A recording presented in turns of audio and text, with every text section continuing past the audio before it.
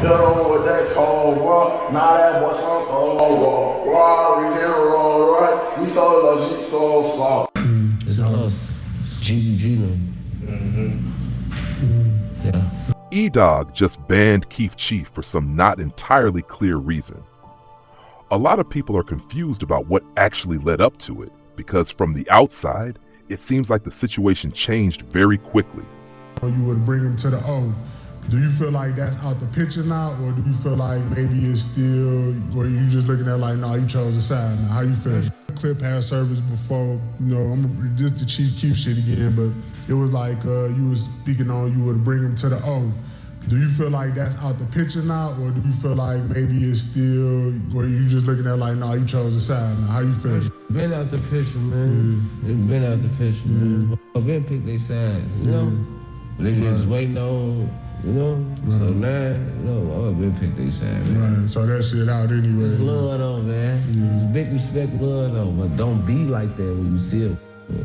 We gonna get next to you. We gonna be right there, so don't think you just doing it, man. But if we are being real about the bigger picture, Edogg probably needs to start thinking about leaving Parkway and setting a better example for the youth who grow up watching everything that happens around them. Every time people see him still standing in the same place, still tied to the same environment, it makes them reflect on the message that sends to the younger generation coming up behind him. Just a few weeks ago, Edogg was actually saying something completely different. At that time, he was talking about wanting to bring Chief Keef back to Chicago.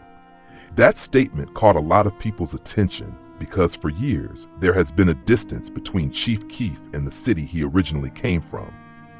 Hearing Edogg say he wanted to see him return made it sound like maybe there was a chance for some type of reconciliation or rebuilding of old connections.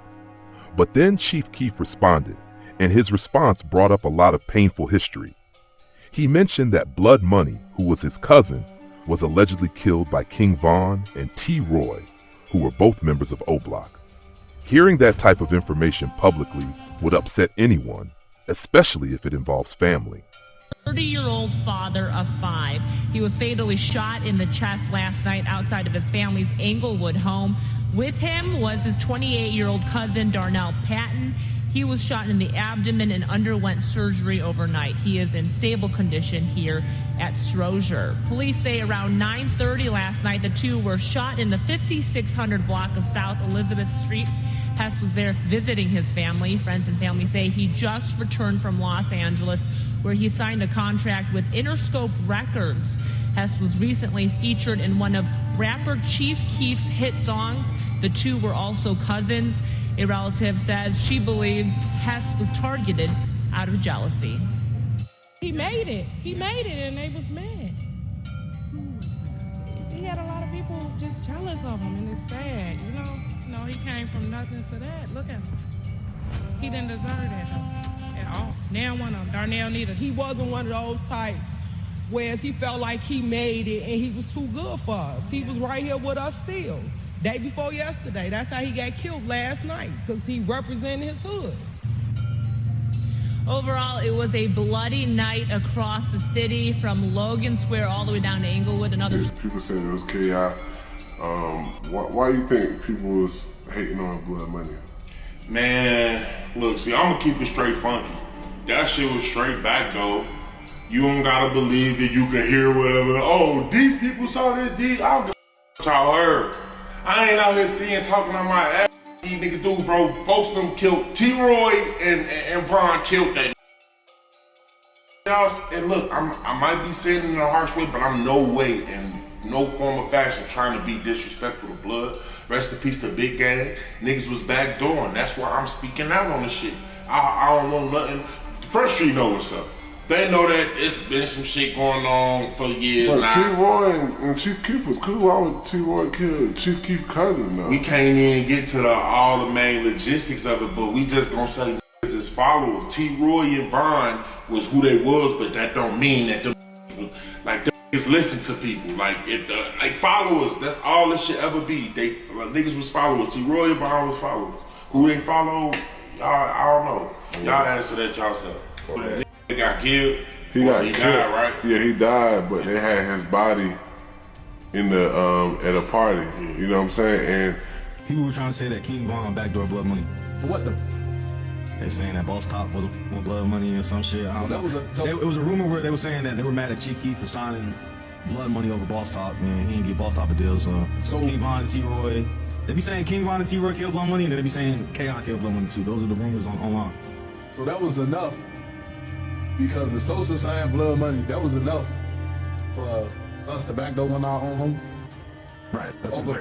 That sound dumb as hell. Like, that don't happen in the streets, bro.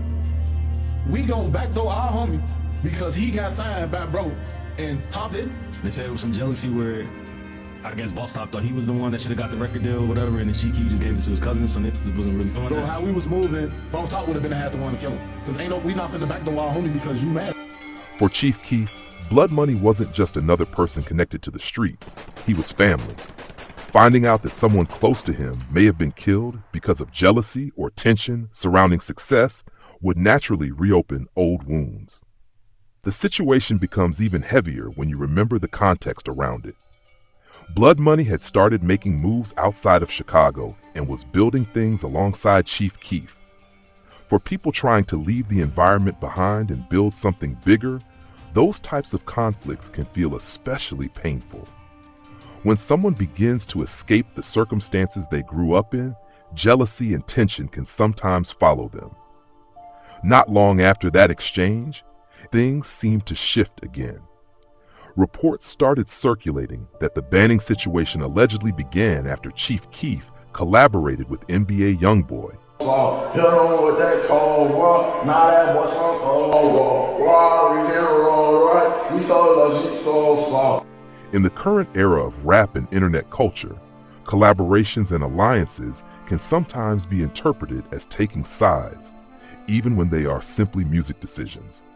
Once that collaboration happened, people started speculating that it may have triggered tension with certain people connected to O-Block. Then Edogg switched gears again and started saying that Chief Keef was banned from returning to Chicago. That sudden shift left a lot of people scratching their heads, because just weeks earlier, he was talking about bringing him back to the city. The contrast between those two positions made the situation seem even more confusing, and some people described the move as almost diabolical because of how drastically the narrative changed in such a short time. At the same time, this isn't the first time Edogg has been seen cutting people off or banning individuals who were once connected to him. Over time, people have noticed a pattern where former associates or figures from other neighborhoods end up being pushed away. Before this situation with Chief Keef, people had already seen tensions with others. Edogg banned FYB J-Mane over some of their past beef, where J-Mane allegedly caught Edogg lacking. After that, FYB J-Mane tried to visit O-Block, and it didn't turn well. Because of that, it feels like the circle around O-Block has slowly been shrinking. Years ago, there were many different personalities connected to the area, but now only a handful of familiar names seem to remain around consistently. When people talk about the current situation, they usually mention individuals like Gleesh, Edogg, and Boss Top as some of the last few still closely tied to the block. Even that situation has started to change recently, though. Boss Top, for example, has moved into a completely different phase of life. He got married, which is a major milestone that often changes how someone views their future. Once someone builds a family and starts thinking about stability, staying in the exact same environment where everything began doesn't always make sense anymore. Because of that, Boss Top eventually left O-Block. From what people say, he is now living in Atlanta. Moving to a new city is sometimes the first real step toward building a new chapter of life.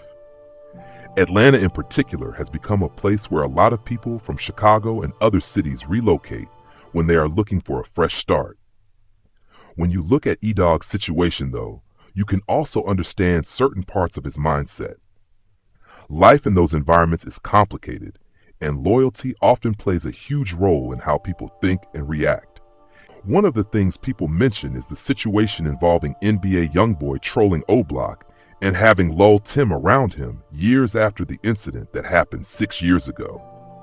For people who are emotionally connected to that history, seeing those types of things online can bring back a lot of anger and unresolved feelings. On top of that, Edogg has also been dealing with personal loss recently. Losing people close to you changes the way you process everything happening around you. He recently lost Duke and Youngin, and when someone goes through that type of grief, it can weigh heavily on their mind. Pain doesn't always show itself openly, but it can sit inside a person and influence how they react to situations, how they deal with others, and how they move through life. Because of that, some people say you can tell Edogg is mourning internally. The outside world might see arguments, bans, or online statements, but inside there may be a lot of unresolved grief and frustration building up. At the same time, Edogg also represents a type of figure that exists in almost every neighborhood. There is always someone like that, someone who never really leaves the hood. Years go by, people grow up, move away, start families, relocate to different cities, but that one person remains in the same place. They grow older in the same community where they started, watching generations of younger kids grow up around them. You can find an Edogg in almost every hood across the country.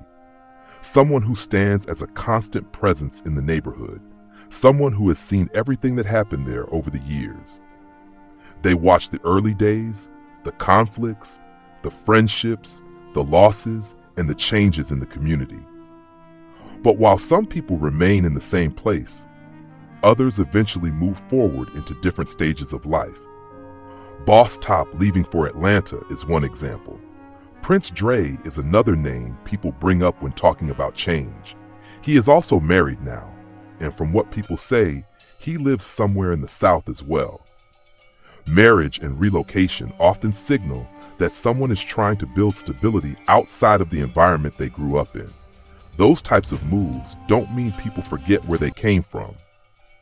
In many cases, leaving is simply about creating distance from the pressures and expectations that come with staying in the same place forever. Edogg, though, seems like the type of person who may always remain connected to Parkway Gardens. For some individuals, the neighborhood they grew up in becomes such a core part of their identity that leaving feels almost impossible. The streets, the buildings, the memories, and the history all become intertwined with who they are as a person. That's why some people say Edogg will probably always be in Parkway. Years may pass, things may change around him, people may move away, but he might still remain there as one of the last familiar faces tied directly to the old era of the block. So you spoke on Von basically catching a blessing when he beat that body or whatever. And you said, he called a real blessing. You said God basically probably God blessed him right there. Blessed him, yeah, for sure. So I want to ask you this, like being, they were saying that before he passed away, he had converted to Islam. Is that true to your understanding? Yeah, he did. Yeah, for his Aki way, pushing that deen. Yeah. So it seemed like a lot of guys from your area, finding religion. You know what I'm saying? Like, where you stand with that? Are you Muslim or are you not really? Nah, I ain't really Muslim, but I fuck with the Muslim. I fuck with Iman. My boy Iman. I fuck with Sadiq. Mm-hmm. I fuck with him for real. Iman and Sadiq hard. With my family right there. Mm-hmm. Yeah. So, what you Christian or you don't really? Yeah, I'm Christian. Yeah. Okay. Yeah, that's your faith, right? For sure. Yeah, for sure. So, I mean, I'm just asking. Iman and Sadiq, though. Shout out to Sadiq, Iman. Muslimatic. Shout out to them, though. I really fuck with them, though. Yeah, for sure. So you do have a religion then. So, okay, I was just wondering now, like, do you have a religion? Yeah. So it's like you believe in a higher power and shit like that. For sure. Yeah, for sure. As far as the religion, like, what is it that it seemed like everybody converted, but you still Christian, or you a Christian? Like, have you ever considered being a Muslim? I'm not trying to push being a Muslim. I'm just wondering, like. No, they just like take my time when I'm ready to, Yeah. That's what the brothers tell me. So man, they say, take your time. We still gonna accept you who you is for now until you take your time to where you really want to come. And so they still accept me as being who I am. I can still sit down and eat with them, all type of stuff, because it's like they accept me as who I am from right now. Till when I do it, they gonna brace me and comfort me with, a lot of stuff. So I fuck with E-Man and Sadiq though. Do you see a difference in your brothers? Because it seems like a lot of, like Dirk, everybody, like a lot of guys converted. I've been seeing a lot of difference in bro no. Since I see a lot of difference in my little brother, my big brothers, my brothers right here with me. I see a difference in them every day. So it's like, all right, I see y'all doing good. It probably don't show it as much, but I see it. Yeah, you see it, you peeping and all that. I feel you. And that brings the conversation back to the youth watching everything unfold. Young kids growing up in those neighborhoods pay attention to what the older generation does. They notice who moves away to build something new, who starts families, who leaves the streets behind, and who stays exactly where they started. That's why many people say Edogg leaving Parkway one day would actually send a powerful message. It would show younger people that life can move forward beyond the same few blocks they grew up on. But for now, it seems like Parkway is still where Edogg remains. And if history is any indication, he may continue to be one of those figures who stays rooted in the same neighborhood for the rest of his life. Someone who becomes part of the landscape of the community itself. There was an interview floating around online that caught a lot of people's attention. In that interview, the interviewer asked Chief Keef a simple but very personal question. They asked him if he ever wanted to go back to Chicago to see his family and enjoy some real home-cooked food again. For a lot of people who move away from their hometown, that kind of question usually brings out nostalgia. Most people talk about missing their mom's cooking, their grandma's recipes, or just the feeling of being back home. But Chief Keef responded in a completely different way. Instead of talking about missing Chicago or wanting to go back, he simply said that he has a chef who comes to his house and cooks whatever he wants. That response might sound simple on the surface, but when you really think about it, it says a lot about where his mind is at now. It shows how far removed his life has become from the environment he grew up in. If we're being honest about the bigger picture, it's not really surprising that Chief Keef feels that way. Over the years, he has seen what happens to many people. People have seen what happened to Lil Durk's situation with the law, the tragedy involving FBG Brick, the situation with ABK Bobo, and several other figures who had money, influence, or success, but still ended up getting caught in dangerous situations when they returned to Chicago. Some ended up losing their lives, while others ended up facing serious prison time. Those examples leave a lasting impression on anyone who is paying attention. When someone has already escaped that environment and built a new life somewhere else, going back to the same place where violence and tension still exist can be extremely risky. You can even look at the situation involving G Herbo. When he returned to Chicago and started filming music videos in his old neighborhood, things quickly became complicated. During that time, NLMB J-Dog ended up getting killed, and the situation became messy because it involved people connected to the same area. Even though G Herbo himself wasn't directly responsible for that tragedy, the reality is that returning to those environments can sometimes pull people back into conflicts that never fully disappeared. So when you look at all of those situations together, it becomes clear why someone like Chief Keef might not have any real interest in going back to Chicago. He has watched too many examples of people returning home only to end up either losing their lives or facing prison sentences. From that perspective, Chief Keef seems to have made a very calculated decision. Instead of trying to prove loyalty to a neighborhood or impress people from his past, he chose to build a life somewhere else where he can focus on his career, his family, and his peace of mind.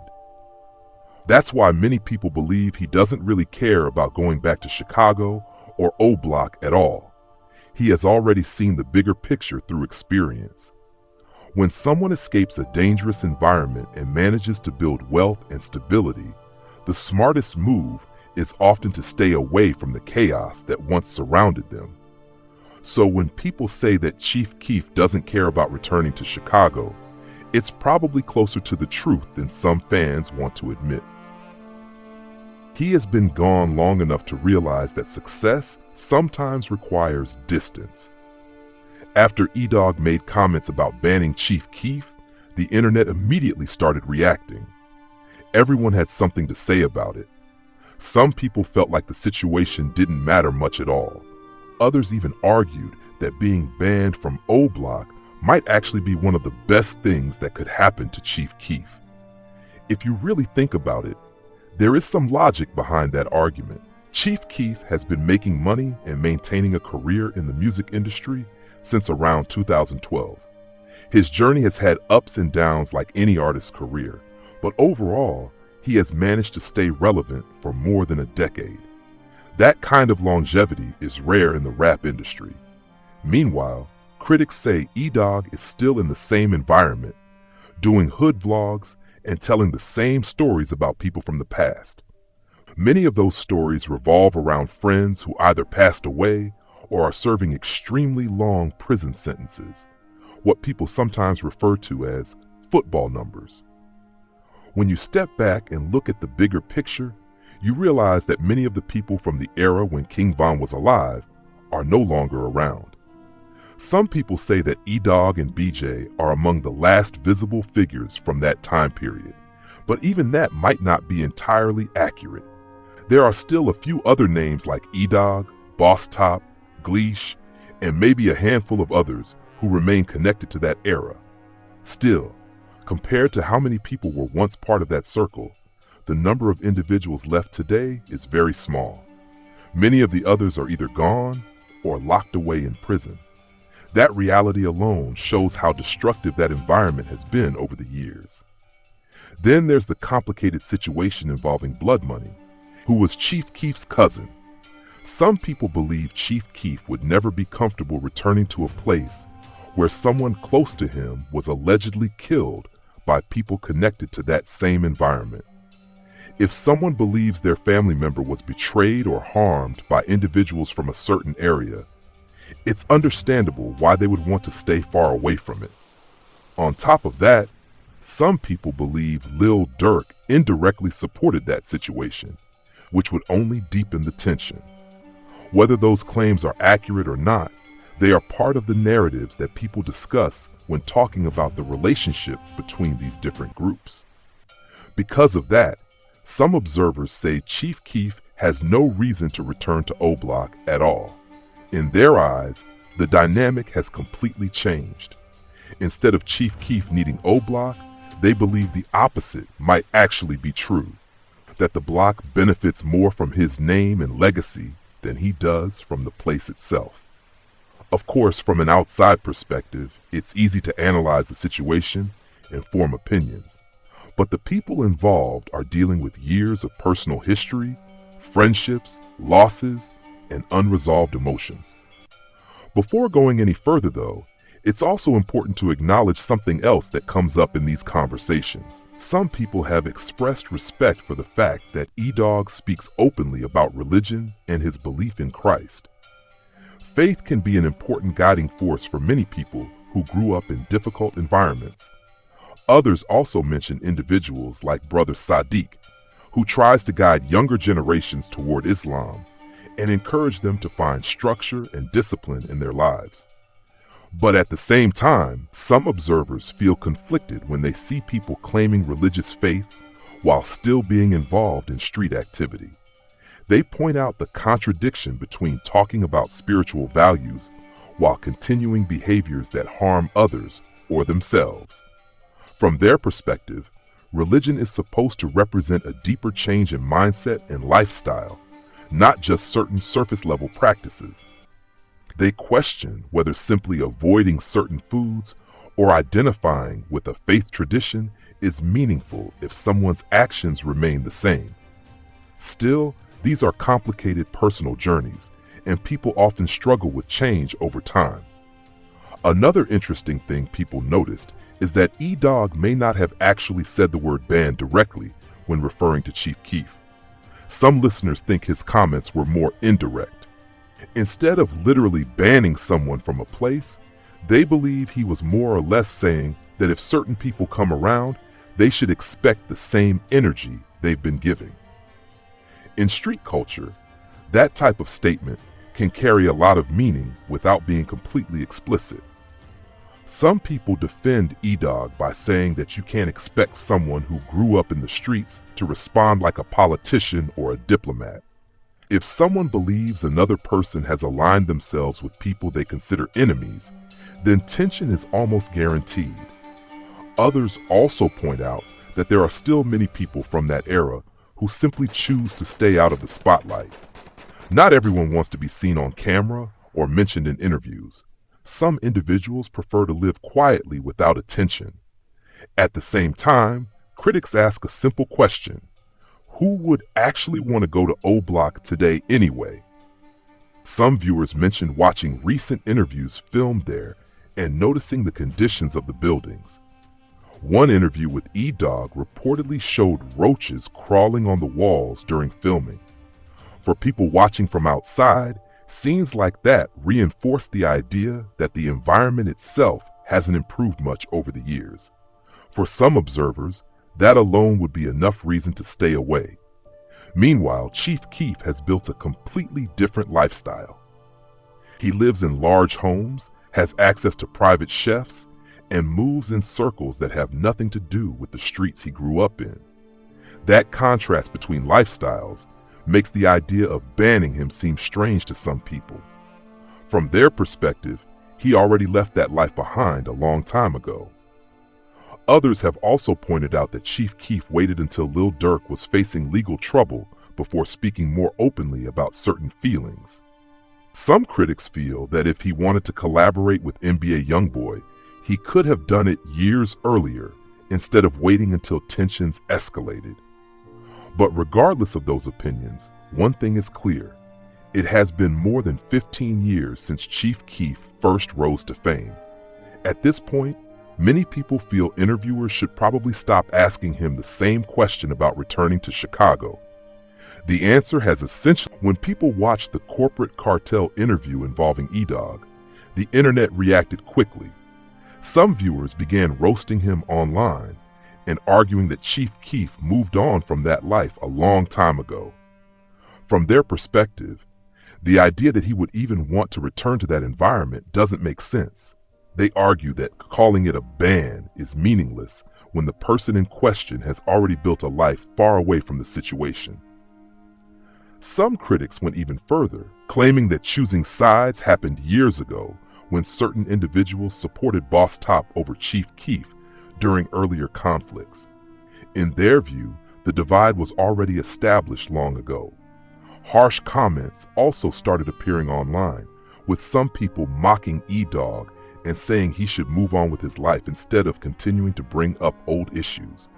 Others criticized his financial situation, suggesting that he remains in O Block because he doesn't have the resources to leave. Whether those criticisms are fair or not, they show how quickly internet conversations can turn into personal attacks. I remember about a week or two ago, maybe even 3 weeks back, Edogg was being interviewed by the same guy, the corporate cartel interviewer. Shout out to him for putting the interview together. During that conversation, Edogg was speaking on a lot of different things about the past, about the block, and about the people around him. One thing that stood out to a lot of people, though, was when he mentioned the possibility of bringing Chief Keef back to O Block. At the time, it sounded like something that might actually happen. He made it seem like there was still a chance that things could be worked out, and that maybe, eventually, Chief Keef could come back around to the neighborhood that helped build his name in the first place. But I'm guessing that conversation happened before the song dropped with Chief Keef and NBA YoungBoy. Once that collaboration came out, people immediately started speculating that sides had been chosen and that whatever possibility there was of bringing Keef back to the O might have changed. So with that being said, I'm going to get into the reaction. I'm going to let the clip play all the way through first, since it's a short one, and then I'll give my thoughts on everything that was said. You were speaking earlier about bringing Chief Keef back to the O. Do you feel like that's out of the picture now? Or do you think it could still happen? Or are you looking at it like he chose a side? Go subscribe to the cartel, man. So earlier, you also spoke about Von catching a blessing when he beat that body. You said God basically blessed him in that moment. Yeah, he caught a real blessing. God probably blessed him right there. Yeah, for sure. Now I've got to pause and say something real quick. It's honestly crazy to think about the fact that King Von has been gone for almost 6 years now, and yet his name still comes up constantly in interviews, reactions, and conversations like this. He's still relevant content to this day. People still talk about his life, his music, and the stories around him. That alone shows how big of an impact he had during the short time he was in the spotlight. Quap Cartel. Before he passed away, people were saying he converted to Islam. Is that true, to your understanding? Yeah. It seems like a lot of guys from your area have been finding religion. Where do you stand with that? Are you Muslim?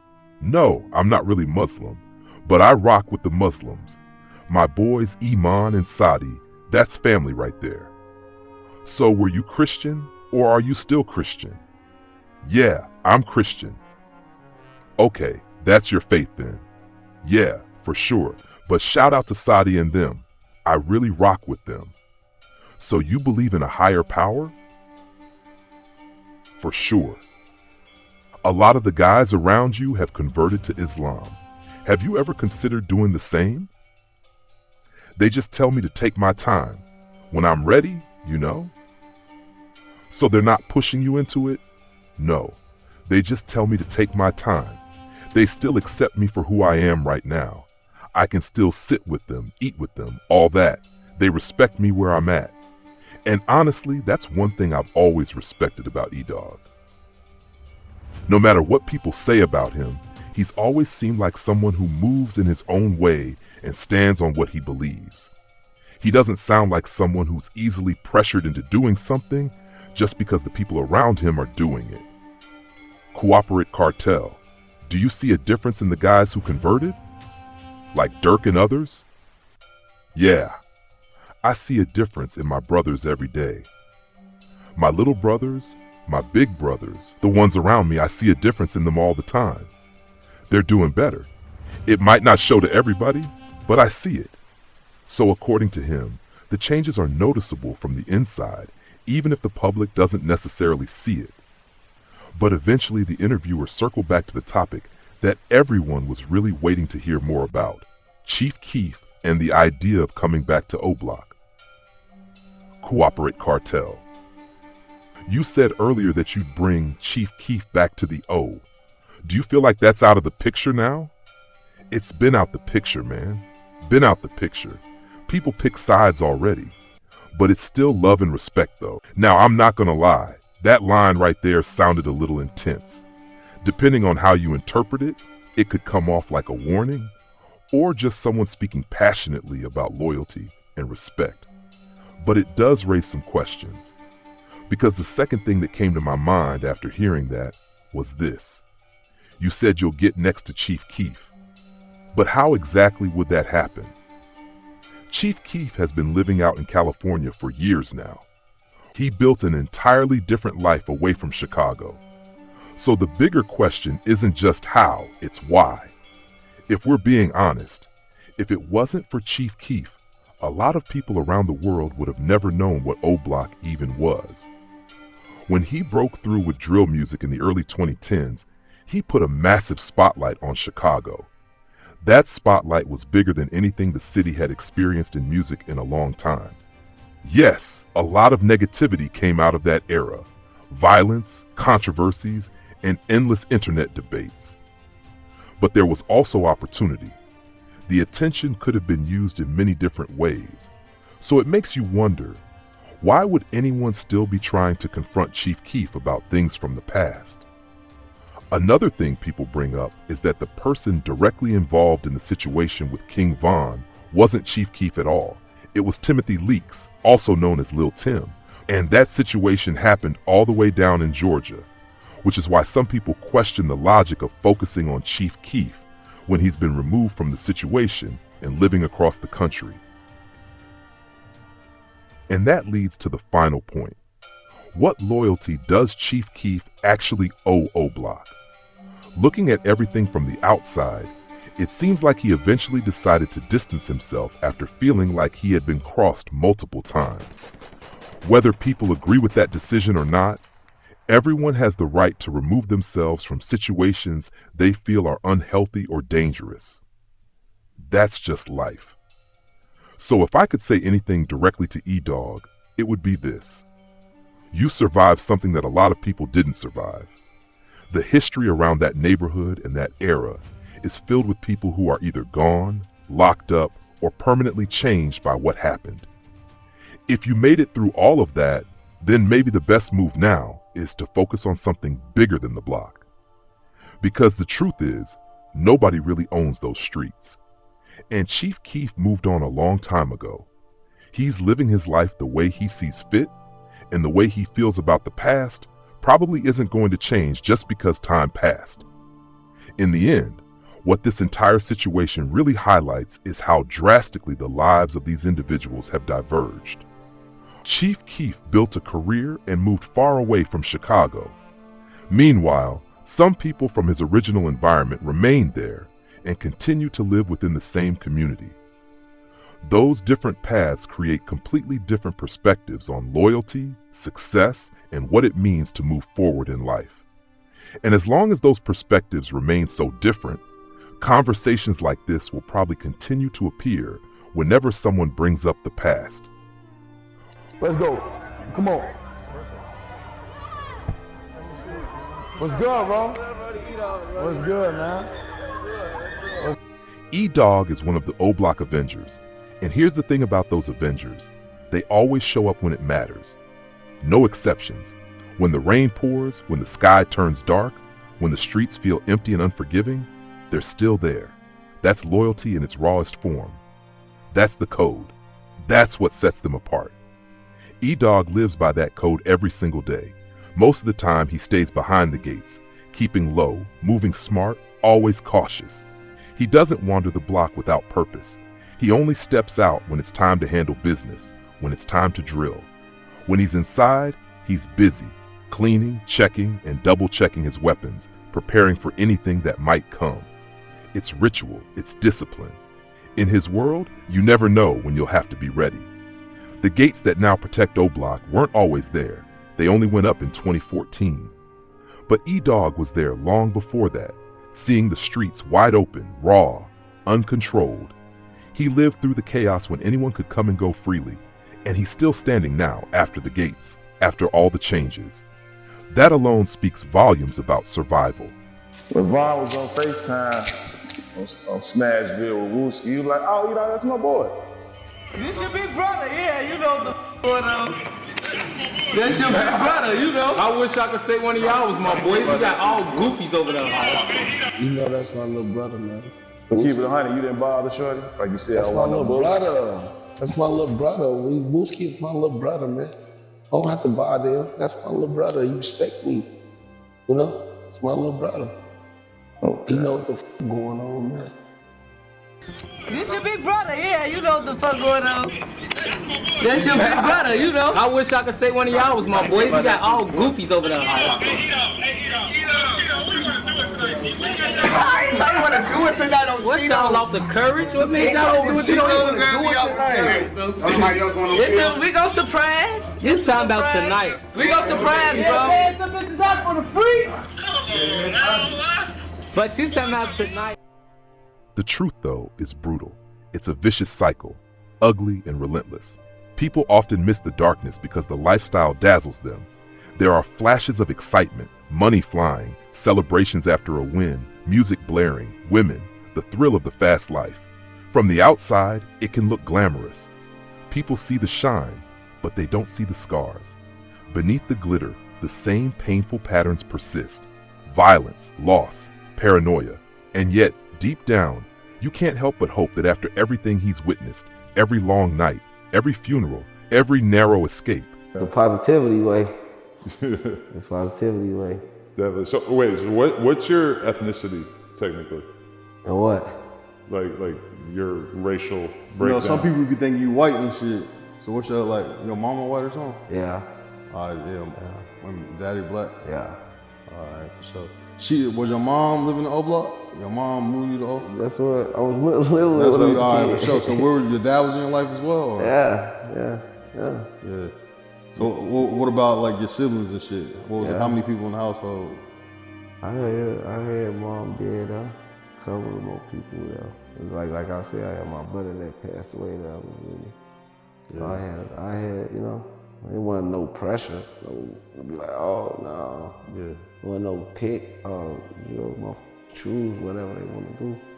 Ain't nobody just pick like, oh, you finna do this. You just choose. I choose what I want to do. Nobody know right from wrong. You know? When you first moved to, or when your mom first moved you to O Block, was it a situation where it's like, I don't know how safe this neighborhood is, or like she was cool with it from the jump? Like was there some shit going on where she? Like I told you, I just came from project business. Yeah.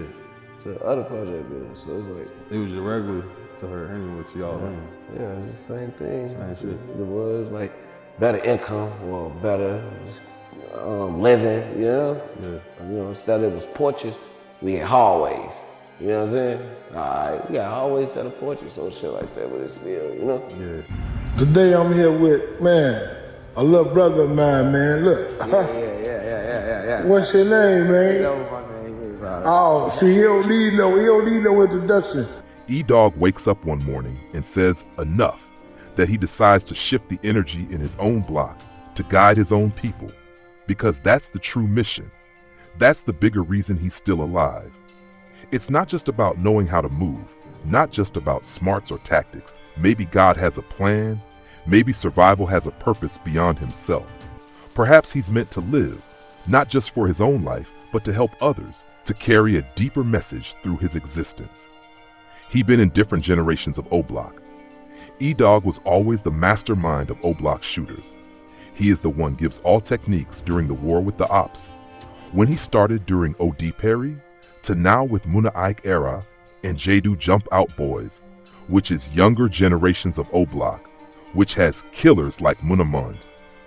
Both older generations and young shooters view Edogg as veteran shooter. He's one of the original Get Back gang. He's well respected by all of O Block. The shorties all got love for Edogg. He is currently 34 years of age, and I hope he reach 80. He is one of the few ones left O Block trenches where he was born and grew up in Chicago's South Side. In Chicago, drill scene 34 years of age is considered so old because people die so young. I remember when Melly got killed, many started to spread the rumors that Edogg jumped through the window and killed him. Some were trying to say Memo 600 was involved too, like always. But 77 Nate from Taekwon was Melly's killer. He is one of the few people still alive from the O.D. Perry era. Edogg is widely known as one of O Block's key figures who upheld its street presence. He is the main enforcers, an elder shooter who inherit the tactics to the younger generations of O Block.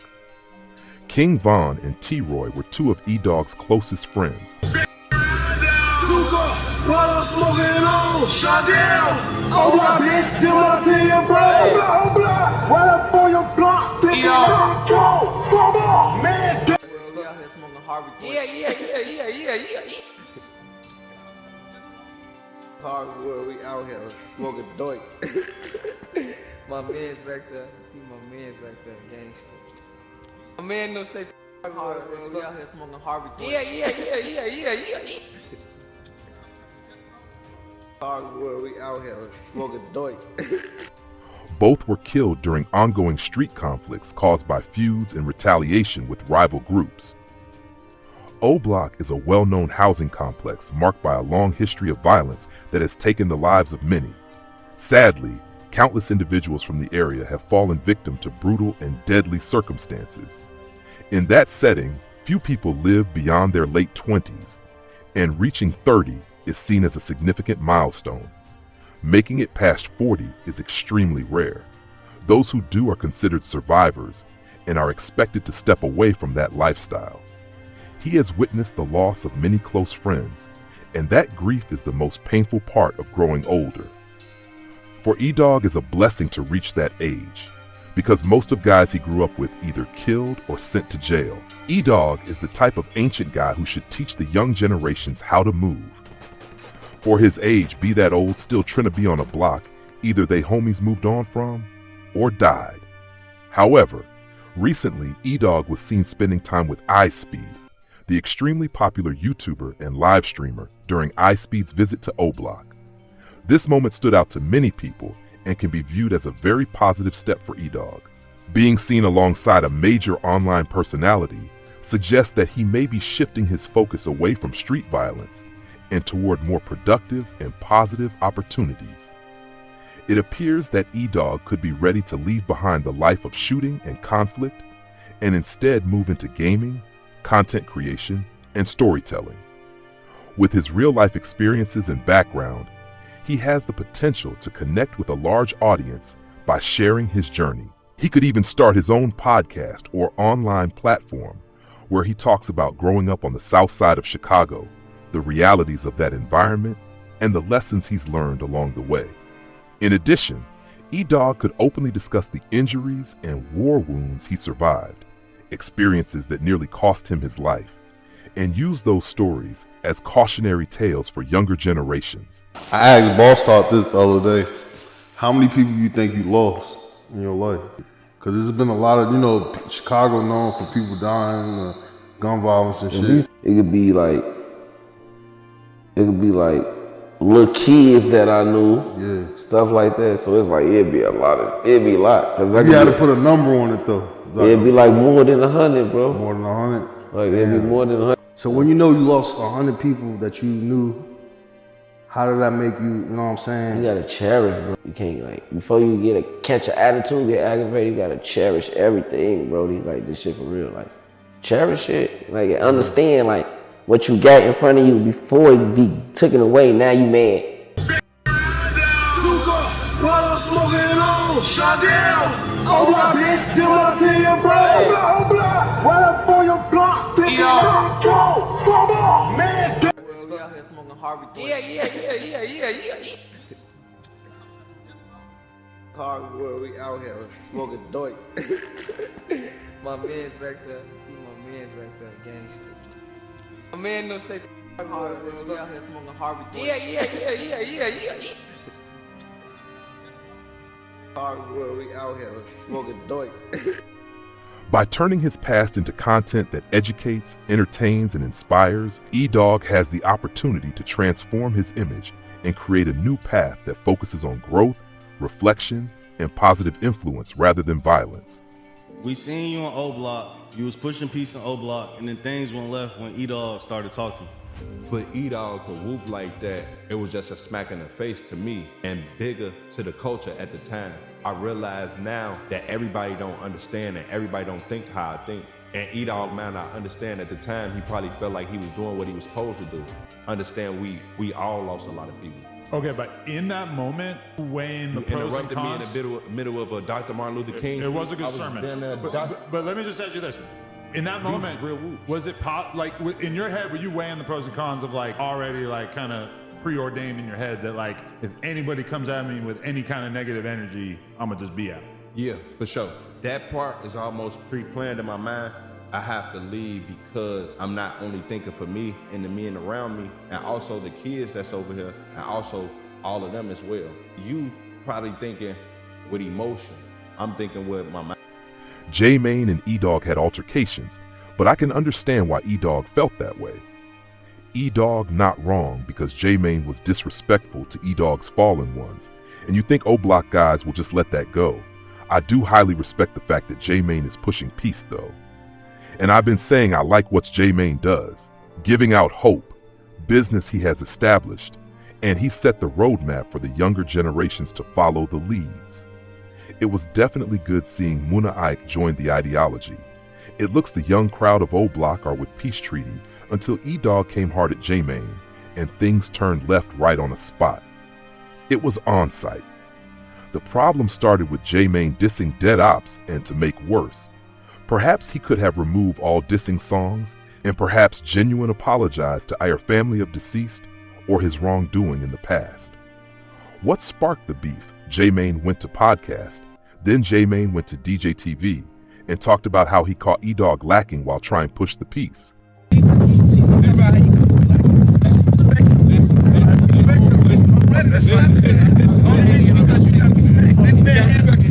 he got me on DJ. I gotta move. He can't do this shit. Ain't got no say so. I ain't got no respect for him. I love when he with me though. I love you though. You should be disrespect for me, but you doing it for me though. Turn the cameras out.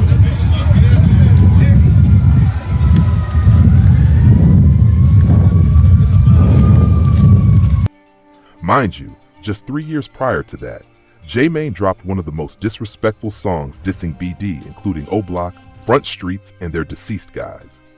Example of the lines in J-Mane's song are, "Where the F Frito buried, I need to take ass shit. I'm smoking OD, mixed with Baldy, need to stop, might take a piss on LA grave, hope he rot." T-Roy tried to run for M. J-Mane was super disrespectful. He had another songs like Nightmare O-Block with Wooski, and Death of 150 was too much. And when he went O-Block to push peace, you can tell Gleesh was on the fence about it. All those he disses J-Mane did, and HK was his mans. Hell, he basically named his clothing brand after him. The look on his face said it all. Neither of them wrong for real. J-Mane grew and is trying to put all that shit behind him, but his old songs were disrespectful, so there's really no coming back from all that dissing, especially when he's talking about guys you grew up with. I could be wrong. It's just my view, and it's okay to disagree with my views. I feel like I don't think J-Mane genuine. He doing this cause music did not work. If he blew up dissing with rap, then that would be his lane. Pushing peace is the lane he in right now. And I can't even hate cause it's making him money. If it wasn't paying the bills, he 100% would stop immediately. Let's start there. This why, whenever peace get pushed, you can't blame the ones that don't want it. We ain't gone. Forget J-Mane was one of the most disrespectful come out the city of Chicago. This why I feel like it should have been a sit down in a neutral spot before forcing him in the O for some views that he's the only one getting paid from. They should have linked up at a park with some of his guys too, at a neutral setting, and have a real sit down that could genuinely spark some change. J-Mane just trying to prove that he pushes so much peace that even his enemies forgive him. Words have power, and too much bloodshed has happened for him to just walk up in there like shit sweet. He was a part of the war against that side, and just because you changed or didn't kill, nobody doesn't mean the other side gonna forgive and forget. And bro probably thought since he BD he was gonna get a pass. That could have been organized better by talking or FaceTiming first time and do some politicking before he can just show his face like that again. When you actually pause and reflect, the reality lands hard. Nearly every man who once stood beside Edogg, everyone who moved within his circle, wound up either buried or behind bars. The faces that once crowded the block, the voices that echoed through the music, the names that flashed across headlines, most of them have disappeared. The circle tightened. The jokes, the chaos, the non-stop motion of that era slowly dissolved into silence, prison cells and cemeteries. And somehow, against all odds, Edogg remains. That's why people keep saying he should switch it up, maybe tap into a Take Capone style lane and start streaming, or launch his own podcast like J-Mane. Because honestly, folks from our era and even the younger generation after us would tune in heavy just to hear his side of the story. They would love to listen to him tell it straight from his own perspective, to explain what it was like to live through everything, to survive when almost everybody around him didn't. His story is history. His life is testimony. And in a digital age where people stream for a living, it could give him a whole new lane to move into. But then again, it's not that simple. I thought the same thing about Tay at first. But when I really watched his interviews, I realized something. Folks, he tell me, like, for they killed Damo, folk. I'm like, folk, where you at, folk? He like, I'm out here right now, folk. Folks' body still out here. Man, Damo got killed at 5:30 in the morning, folk. His body was still out there till 10 o'clock. Folks' body was still out there at 10 o'clock. Man, he got killed 3 blocks away from a police station, folk. He got killed on 67th and Cottage. It's a police station on 71st and Cottage. I know this, folk, because that's the police station for my hood. That's the 3rd District Police Station, bro. And they used to be on our ass every day, all day, bothering us about everything else. But a motherfucker died 3 blocks away from y'all precinct, and folks' body out there for 5 hours, folk. That shit blew me, folk. And when I pulled up, folk, it wasn't even 10, it wasn't even 9. It was probably like 7:30, 8 o'clock. I pulled up, folk. All the guys there, folk. They were just pulling up. We was all just pulling up, folk. And mind you, folk, that shit, I went and seen folks' body on BD. When I pulled up, the police had that shit blocked off and shit. But they had yellow tape. We was all kind of close to the body, but they had it blocked off, like the tape around, like where you couldn't really walk up. They was letting the immediate family walk up. So when I pull up, I walked right over there to where his mama and Thang and Trigger and Christian and all of them was standing at. On BD, his girl, all of them was standing right there. So the police tried to stop me and shit. And Damo and Trigger them dead and tell him like, no, that's my son. Woo-woo. They get on the police ass and shit on BD. So I'm standing right there. I see folks on LA Grade, like, see them, folks. They were just finna start moving before they put him on the stretcher, folk, put the black bag over him for him, put him in the car, rolled off, folk. Then the fire department came and cleaned all the blood off, folk. That shit just hit me, folk. I ain't even gonna lie, folk. This life should be real, man. Realistically, people from our generation, and even the ones coming up after us, would tune in heavy just to hear his side of the story. They'd want it raw, straight from him, what it was really like to live through all of that, to make it out when almost everyone else didn't. His story is more than memories, it's history. His life is a testimony, and in an era where people build careers through digital platforms, that move could open an entirely new path for him. What's known as this: Edogg was with Get Back Gang when Wooski was shot by 800 Fat of 800, set in Dusky's funeral, and Wooski had been on borrowed time long before that day. The streets had already stamped his name. So when Edogg calls him my little brother, there's more behind it than just words. Layers of history, loyalty, shared pasts, and street politics all colliding in public view. One thing nobody can argue though, Edogg always moved with awareness. Never careless, never slipping. He's one of the few from his era who figured out how to navigate the chaos and stay alive, while so many others couldn't. That opens up the bigger question. If enemies can show moments of mutual respect, why does real peace feel impossible? Why can't the beef ever truly die? The answer is complicated. These conflicts didn't start yesterday. They're rooted in years of bloodshed, broken families, and long-standing revenge. No single person can erase decades of hurt and loss. At 34, Edogg is considered old by O-Block standards, a place where many never even reached adulthood. Making it this far is nothing short of extraordinary. Most of the friends he grew up with, joked with, and went to war beside never saw their 20s. To the younger generation, he's a walking time capsule. They call him Mr. Ancient for a reason. Known globally as Edogg, he isn't just a survivor. He's the voice of Get Back Gang. His presence carries decades of pain, endurance, and loss. When you see him, you're looking at one of the last remnants of an era nearly erased by violence and retaliation. Everyone he built memories with, everyone he came up alongside, gone. Big Dog Edogg. He's been exposed to more loss than most people could ever wrap their minds around. He's shouldered more coffins than some men who've seen the battlefield. He's watched brothers fall right in front of him, in the middle of gunfire and confusion. The weight he carries is beyond description. Trauma isn't a possibility, it's a given. His nights are likely filled with distant gunshots, wailing sirens, and the echoes of funeral hymns. The reality is harsh and undeniable. Edogg has stood at more gravesides than many combat veterans. That fact alone speaks louder than words. Every funeral added another layer of pain. another scar etched into his soul. So when you see Edogg today, you're looking at someone who was never expected to still be breathing. Someone who survived against the odds while carrying the burden of an entire generation that didn't. His survival goes beyond the personal. It symbolizes all that the block has lost and all that he's been left to bear on his own. Edogg, prayers up for your mental and emotional strength. No man should be forced to endure what you've endured. You've buried too many, witnessed too much, and yet you remain standing. May God bless you with peace in a world that has taken far more than it ever gave. Survivor's guilt runs deep in his story.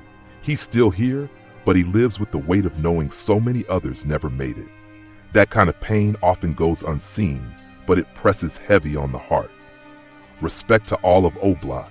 Salute to every survivor still standing. When you take a look around, there aren't many left.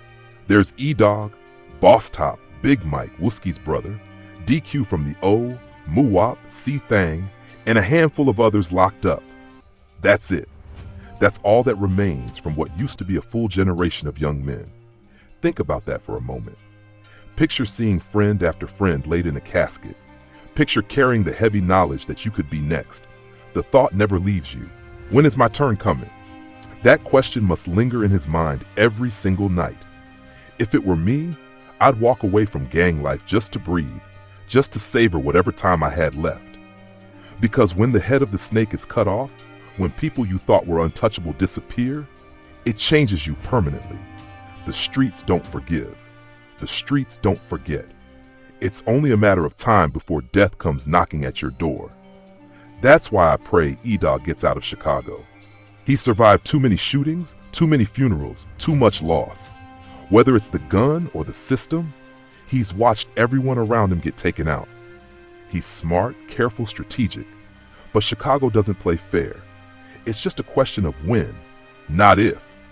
Sometimes you wonder why he didn't head to Atlanta with Vaughn and the others back then. Maybe things would have turned out differently. Maybe he'd have finally found some peace. Now, only a few names remain from O.D. Perry's era to today. Edogg, Glesh, Muwop, Boss Top, the last of the Get Back gang. Each carries not only their own survival, but the memory and legacy of those who didn't make it. You can see it in Edogg's movements. He was schooled by the older generation. He learned how to carry himself, how to navigate, how to move like someone who knows the cost of this life. Make no mistake, Edogg handles his business. He doesn't fold. He doesn't back down, whether it's T-Roy, V-Roy, or heck. His loyalty runs deeper than the block itself. That's what defines him, the last of his kind, standing tall while carrying the ghosts of everyone who didn't live to see his age. Edogg has spoken candidly about what it was really like growing up in O-Block. He opened up about the experience of being biracial, half white, half black, in a world where identity, loyalty, and survival were everything. He didn't shy away from the pain either. He revealed he has lost over 100 people close to him to the streets of Chicago. 100. That's not just loss. That's an entire network of friends, family, and peers wiped out. Another thing that always caught my attention is how the lines between generations blur with age. In the streets, age doesn't carry the same weight it does in the normal world. It's not like a 40-year-old sticking with other 40-year-olds or an 18-year-old only rolling with kids their own age. In the hood, once someone loses the people they grew up with, their day ones, their brothers, their circle, they don't just stop. They start linking up with the younger generation, the new kids coming up. That's why you see 40-year-old men hanging with 18-year-olds, moving as one, still posted up on the block. In that world, the cycle doesn't end with age. The block doesn't care about your birth certificate. It only cares where your loyalty lies. And maybe that's what makes it so deadly. The streets don't allow anyone to grow old the normal way. They don't offer a retirement plan. They don't hand you a gold watch when you hit 50. Instead, they keep pulling you back, blending you into younger and younger circles until the line between generations disappears. It all becomes one long, relentless cycle, an endless story of violence, loyalty, betrayal, and survival. Seeing someone like Edogg still here, still alive, still standing, makes you wonder, what's he going to do with this second chance? Will he keep running in the same circles that swallowed everyone else, or will he break out, carve a new path, and finally tell his story in a way that could guide the next generation away from repeating the same mistakes? O Block has always been one of the most talked about neighborhoods in Chicago, and naturally, Edogg draws attention. He's viewed as a shot caller, a top killer, one of the original Get Back gang. From what I've heard, he was involved in the Poppy hit, and I'm pretty sure he played a role in the Wooski shooting at Dusky's funeral. His respect in O Block is undeniable. The shorties and the OGs alike all show him love. Chicago is one of the few places where regular guys can gain a following. Artists and street figures like Melly, Shooter Shells, King Von, KTS Von, and FBG Duck also built massive fan bases. In that environment, reputation travels fast and respect is currency. Edogg's influence, both on the streets and in the culture, reflects that dynamic. And as I sit and think about all this, I can't lie, I was caught off guard. I really thought Tay 600 had made it out, that he'd moved to Houston with his sister and left that life behind. I truly believed he had escaped the cycle, that he was somewhere safe, building a life away from the violence, the funerals, the constant tension of the block. And honestly, he should have stayed gone. He should stay far away, keep himself safe, and never look back. Because everyone who knows Chicago knows the rules. Staying too long, lingering in the same space that swallowed so many before you, is like playing with fire. You can't always dodge the flames, no matter how careful you are. And then you look back at those old photos, those group shots, and it hits you how deep the circle was back then. The crew was stacked. So many people together in one frame, almost as many as the number of people sitting in a room like this right now. But then the inevitable question surfaces. What happened to all of them? Did they fall victim to the streets? Did some quietly slip away, escape the cycle, and manage to carve out a different life? Did they find jobs, start families, leave the block behind without fanfare? Or did they vanish into the chaos, swallowed quietly by the war that only intensified over the years? It's strange. These faces remain in photos, frozen in time, but their stories have disappeared. And it makes you wonder, how many lives have simply been forgotten? I find myself thinking about that a lot. The untold stories, the details that never make it to the surface. It's haunting. It stirs curiosity, makes you question everything about choices, survival, and fate. And yet, there's a part of you that thinks maybe it doesn't even matter. The streets don't stop. Life in Chicago moves forward regardless, but still it feels wrong to erase them completely. These were real people. They laughed, cried, lived, and breathed in the same spaces and the same photographs that we still look at today. To pretend they never existed would be to ignore the weight of their lives entirely. The crazy part is, people witness all of this with their own eyes. They see the shootings, the funerals, the arrests, the betrayals, the trauma, and yet many still choose to live there, right in the center of it all. Over time, the sorrow dulls, the tears dry, the shock fades. What once made you gasp now just becomes another headline, another rip post, another mural on the wall. Meanwhile, some of the same people spend thousands of dollars on designer clothes, flexing online in outfits that cost more than a used car. And you think, how can someone drop 5 bands on a fit for themselves and even for their kids, but not move their family somewhere safer, away from all this chaos? That's the contradiction of it all. The means to leave exist. The opportunities are there. Small windows to escape and start fresh do appear. But at the end of the day, people choose their own paths.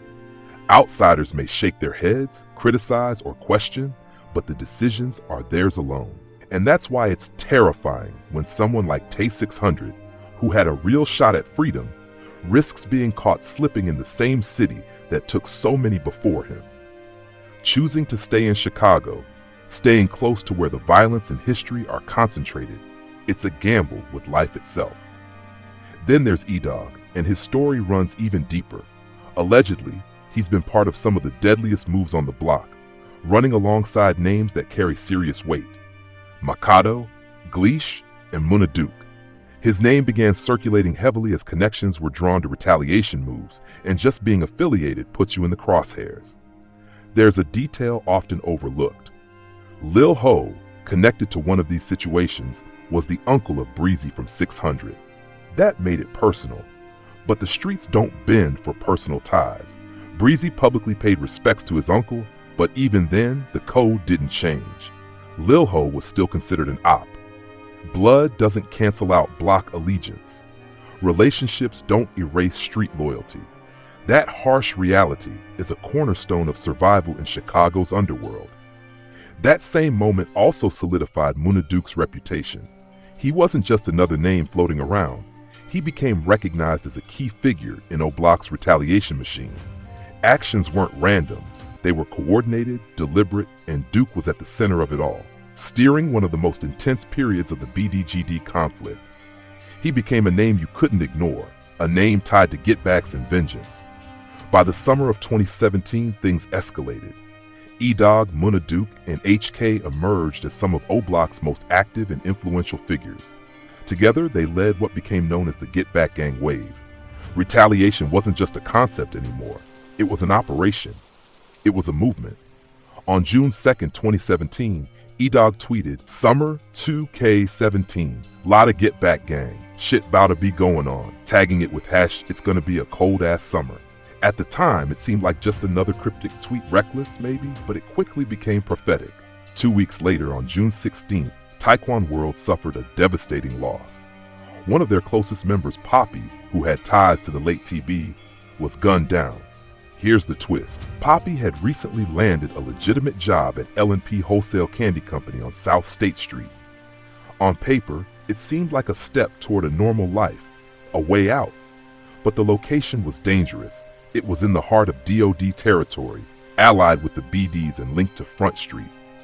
Poppy was walking into hostile ground, whether he knew it or not. Some say he underestimated how far O-Block and 600 would go for vengeance. Others think he was trying to build a better life, but fate didn't allow it. Working there became a deadly miscalculation and a grim reminder that the past and affiliations don't simply vanish. That summer proved the cost of the cycle, the depth of the street's memory. Even attempts at normalcy, jobs, family, small steps forward cannot erase what came before. O-Block it clear in 2017, retaliation doesn't stop, and the legacy of the block carries forward relentlessly.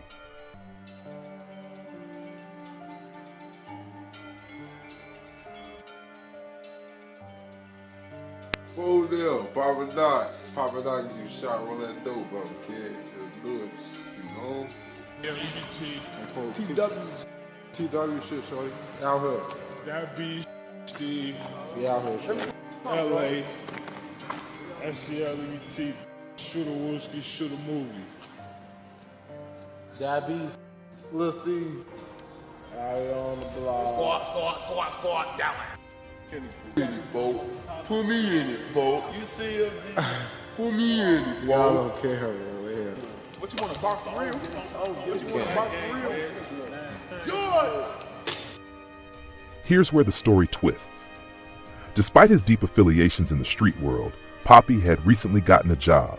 He was working at L&P Wholesale Candy Company, located on South State Street. On paper, that looked like a good move, a chance to step towards something normal, a paycheck, a clean way out. But the problem was location. That job sat right in the middle of DOD territory, a set that was allied with the BDs and connected to Front Street. That was far from neutral ground. So why did Poppy choose to work there? That's still a mystery. Some say he underestimated just how far O-Block and 600 were willing to go to avenge T-Roy. Others think he was trying to make a move toward a better life, but fate didn't give him the chance. Whatever the reason, showing up in that area was a deadly miscalculation. It proved that the Get Back wave wasn't just talk. They were serious, relentless, and ready to strike anywhere, even at someone who seemed to be stepping away from the lifestyle. That summer showed everybody the cost of war and how deep the cycle really runs. Even when someone tries to do something different, tries to work a regular job, the past and the affiliations don't just disappear. The streets remember. the people remember. And O Block in 2017 made sure everyone knew the retaliation wasn't going to stop. Survival as a rarity. In O Block and Chicago's drill culture, reaching the age of 34, as Edogg has, is considered ancient for a street figure.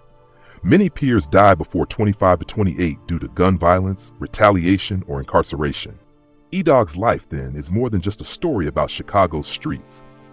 It's a reflection of survival, trauma, loyalty, and the unforgiving consequences of living in an environment forged by violence and loss.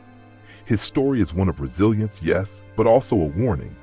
There are lessons in his journey, lessons about human struggle, community, and the cost of choices that go far beyond O Block. It's a narrative about life, fate, and the weight that comes with surviving when so many around you did not.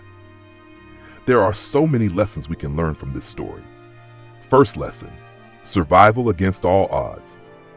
Edogg's life is a testament to survival in its rawest form. Growing up in O Block, he witnessed a world where danger lurked at every corner, where a wrong move could cost your life in an instant. Most of the people he grew up with, his friends, brothers, and peers, never made it past their 20s. Funerals, shootings, and prison sentences were an everyday reality, yet Edogg survived. This teaches us that survival isn't just about luck, it's about discipline, awareness, strategy, and knowing when to act and when to stay back. It's about reading the environment, understanding human behavior, and making choices under constant pressure. Survival is a mindset, and Edogg embodies that mindset in its purest form. Second lesson, the importance of loyalty and legacy. Edogg isn't just surviving for himself. He carries the legacy of O Block. He's a bridge between generations, from the older O.D. Perry era to the younger shooters like Munna Ike and the Jump Out Boys. Everyone, from OGs to shorties, respects him because he honors the code, the unspoken rules of loyalty, and the history of the block. Loyalty here isn't a word, it's a lifestyle. It's what keeps communities intact, what maintains respect, and what ensures that knowledge and skills are passed down. The lesson is simple but profound. Loyalty builds legacy, and legacy shapes history. Third lesson, the weight of trauma and survivor's guilt. Few can truly comprehend what it means to live while nearly everyone around you dies. Edogg has buried friends, seen brothers fall in front of him, and survived shootings that could have ended his life. That survival comes with a heavy cost, survivor's guilt. The question, why me and not them, never leaves your mind. He carries invisible scars, emotional and psychological, that affect every decision, every interaction, every move he makes. The lesson here is that survival isn't just about staying alive physically. It's about navigating the emotional aftermath and finding ways to carry on despite the pain. Fourth lesson, respect isn't always about public perception. The world outside O Block may not understand Edogg. Rumors about past events, false assumptions, and public narratives often paint a distorted picture. But within his community, respect is earned, not given. It comes from action, from loyalty, from demonstrating awareness and mastery of your environment. People may gossip, misunderstand, or spread false stories, but Edogg's reputation remains intact because it's built on reality, not hype. The lesson here is crucial. True respect comes from consistency, integrity, and knowledge, not from what outsiders think. Fifth lesson, opportunities for transformation exist even in the harshest environments. The possibility for change exists. Edogg has already begun stepping into new spaces, spending time with creators like iSpeed, exploring gaming and storytelling. With his life experience, he could educate, entertain, and inspire a wide audience. He could start a podcast, create content about his journey, or mentor younger people in O Block, turning hard-earned lessons into guidance for others. The lesson here is that no matter how entrenched someone is in a difficult environment, there is always potential to pivot towards something positive, to transform pain into influence, and to use experience as a tool for growth. Sixth lesson, peace is complicated and requires patience. The story of Edogg and J-Mane highlights the complexity of reconciliation. Past actions, disrespectful words, and deep-seated feuds cannot be erased overnight. Peace doesn't happen because someone wants it. It requires careful negotiation, acknowledgement of wrongdoing, and genuine effort. This is a lesson not just for street conflicts, but for life in general. Meaningful reconciliation requires time, strategy, humility, and honesty. You cannot simply walk into a situation and expect everyone to forget years of pain and betrayal. True peace is deliberate, not performative. Seventh lesson, cycles of violence shape identity. O-Block is a world where loyalty, revenge, and survival are interwoven, where age does not protect you, and where cycles of violence persist across generations. Edogg's life shows that identity is deeply tied to environment. How you respond to that environment, whether through survival, action, or transformation, defines who you become. The lesson here is that understanding these cycles is crucial, whether to navigate them, to survive, or to break them. Violence, loyalty, and history are all part of a system, and knowing how to move within it is essential. My final thought, Edogg's story is more than just the story of one man. It's a testament to resilience, endurance, loyalty, and survival. He represents a generation nearly erased by violence and tragedy, carrying the memory of those who didn't make it. Yet his story is also one of hope. By choosing to share his experiences, guide the younger generation, and explore new opportunities, Edogg has the chance to transform a life shaped by pain into a legacy of wisdom and influence. His journey reminds us that even in the darkest environments, there is room for growth, transformation, and meaningful impact. Survival is one thing, but leaving a lasting positive mark is another, and Edogg has the potential to do both.